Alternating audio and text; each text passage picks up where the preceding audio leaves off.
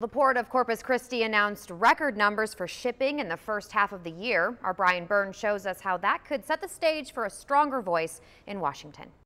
These tonnage figures mean a lot to the port as they continue lobbying Congress to get the money for the port improvement project. The port handled over 52 million tons the first half of this year.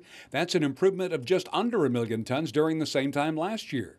The growth is due in part to a 9% rise in crude oil prices and a 2% hike in the price of other petroleum products.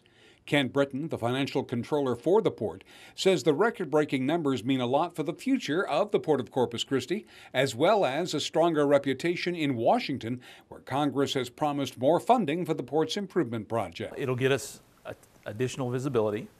We are the fourth largest port in the country by tonnage. We've become the #1 crude export port in the United States as well. And so we're beginning to see that traction in Washington and at the State House, and we're starting to get some of that support. Britton says the port accounts for $150 billion of the Texas economy.